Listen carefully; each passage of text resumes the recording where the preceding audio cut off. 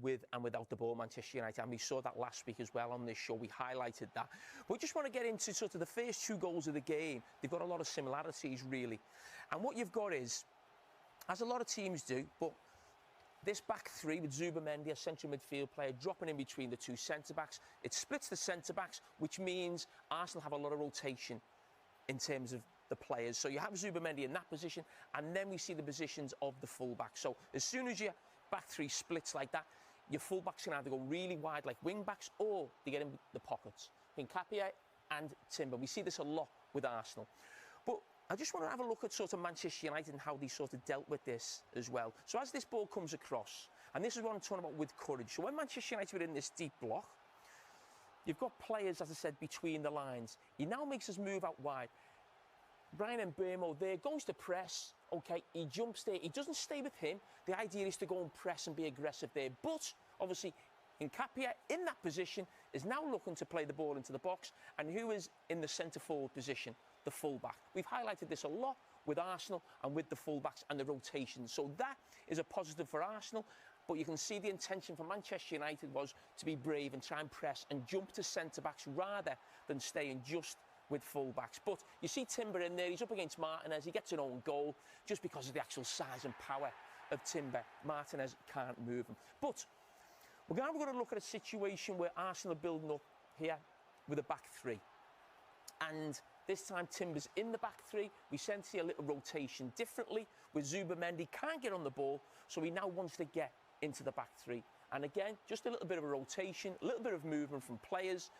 But I think they let themselves down at times, Arsenal. And this is one of those occasions where we say that that's at times risk-averse. Now, for me, Zubimendi is a quality player, plays for Spain, technically one of the best midfield players in Europe. He should be able to play that ball there for Declan Rice between 2 Manchester United players, 15 yards. But again, they don't take that option. That happens a lot further up the pitch, actually, with Odegaard between the lines. I sometimes think he takes the safe option also. So that ball can be played in there. It now goes back to Saliba. But Bryan Mbeumo could easily stay there and make sure Gabriel doesn't venture up there with the ball. But again, they show courage without the ball and they try and press there and stop that ball getting out. But now, because Declan Rice has made that run, Saliba's got no pass into midfield. He's made the mistake, but because Mbeumo's there and he showed the initial courage, he picks the ball up. If he was wider with Gabriel, he wouldn't be in that position initially. So credit to Michael Carrick and Manchester United. And now we go to 1-1. Manchester United go and get the second goal. So we're talking about now courage with the ball.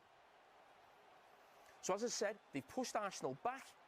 Casemiro drops in between the centre-backs, as I said, with Zubimendi. We see that happen a lot. But the theme that we mentioned around Arsenal's full-backs in the first clip.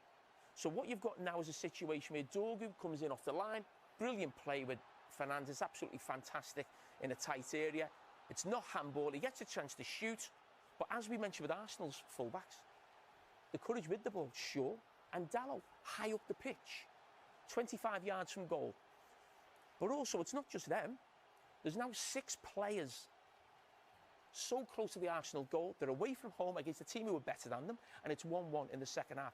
That shows courage with the ball. So we've seen it off the ball, and we've seen it with the ball. And as we've seen some wonderful strikes a few minutes ago, that's right up there with the best of them. What was key to that one, Jimmy, for Dorgu? Well, he's positive. I think Bright, short link-up. And then I think he doesn't think, he just do it. Just hits it. And he hits it so well that the goalkeeper has got no chance whatsoever. And Raya has been one of the best goalkeepers in the Premier League. We had a conversation in the studio after the game about bravery, and you've mentioned that from Manchester United's perspective and whether Patrick Vieira was suggesting Arsenal could have been braver. But at 2-1 down, Mikel Arteta made a 4-man substitution, the quadruple change. Do you think that was a brave thing to do in that circumstance? For me, I felt like they panicked a little bit. You know, 58 minutes, 4 substitutions. For me, too much. You know, yes, if you want to change things, get Odegaard off. You're now taking Zubimendi off. Yes, Zubimendi has made the mistake, but he's a big player. He's an important player. I suppose the one thing you do is get more height on the pitch, which might lead to this situation, which Mourinho benefits from. Yeah, but I would have liked them to see to control the game with the ball, I would have liked them to be calmer because it was still 32 minutes to go. And they have scored a magnificent goal. That can happen, Man United. That can happen. It wasn't like they played him really off the park and it was a 1v1 with the goalkeeper. It was a great strike. That can happen. They could come back into the game, calm the game down, control the game with two changes. Now, Declan Rice had to play as a pivot, what is not his best position. You want to keep him high up. I think it was too much for me, you know?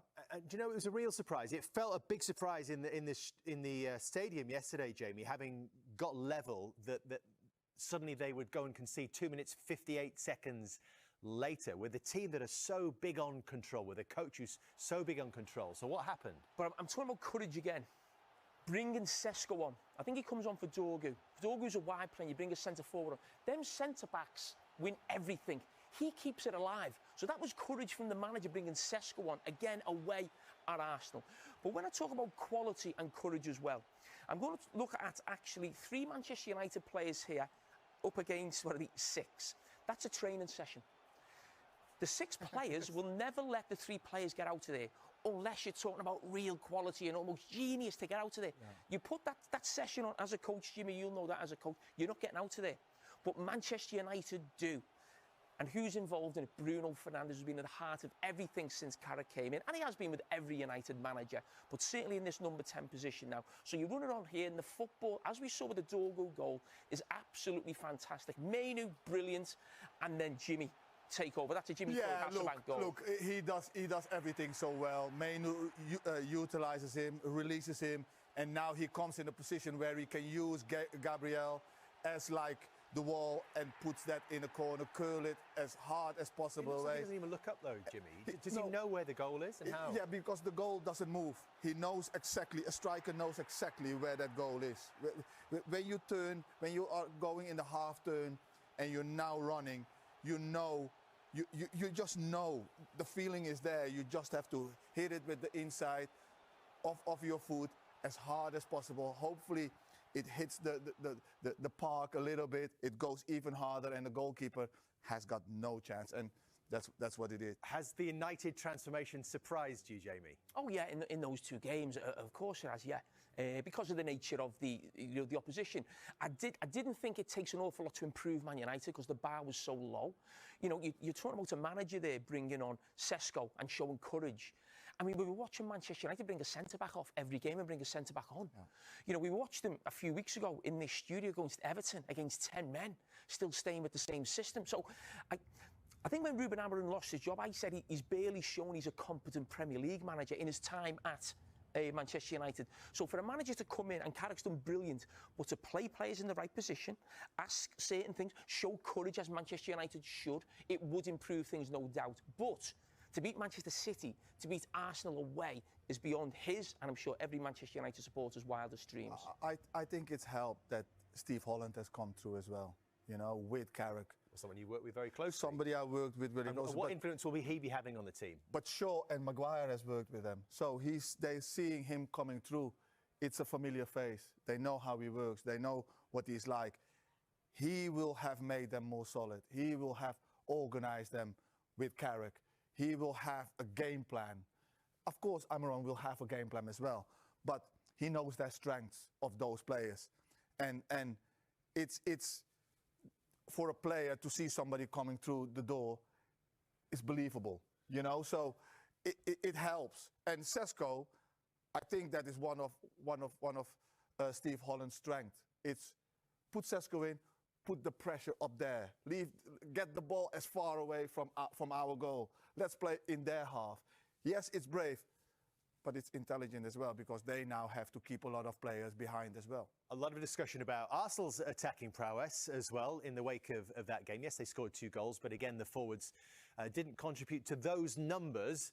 And this is their top scoring chart for the season, with Gyökeres and Trossard both with 5. And as much been talked about, own goals is joint 3rd top scorers. So let's have a look at the underlying numbers, and particularly around open play, because we know that Arsenal is so dangerous from set pieces. But there has been a trend with recent champions since these XG numbers have been collected. So over the last 4 seasons, Manchester City twice winning the league and Liverpool winning the league last season with the highest open play XG per game. Manchester City the 2 seasons before with the second highest.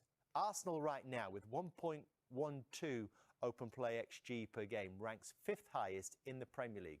Is that a problem? It is a problem. But it's Will whether it stop Arsenal winning the league? I don't think it will. I still think Arsenal are the best team in this league. They've definitely got the best squad. I mentioned a couple of years ago when Arsenal were going for the league, I'm not sure it gets any better than this for Arsenal. Now, I don't actually think the team's improved since then. The squad has improved.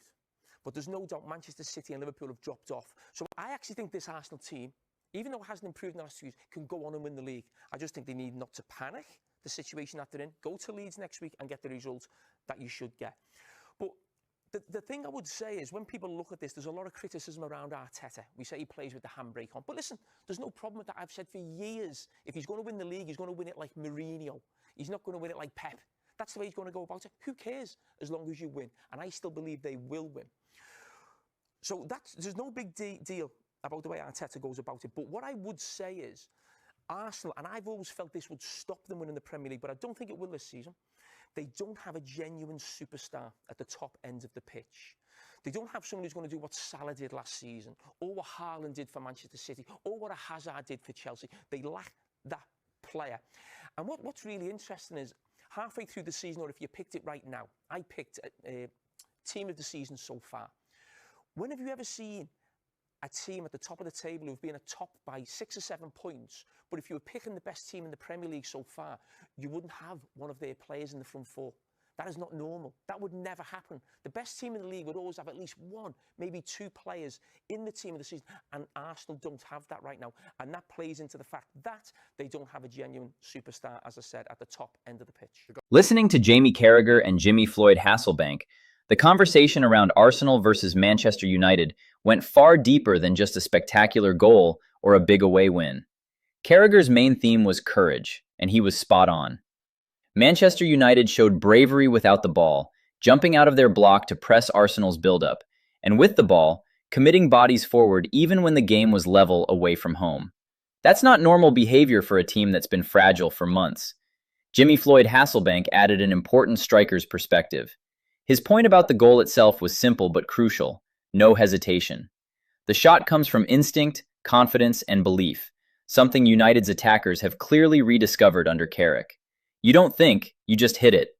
Where both pundits became more critical was on Arsenal. Carragher questioned Arteta's quadruple substitution at 2-1 down, calling it a moment of panic from a manager who preaches control.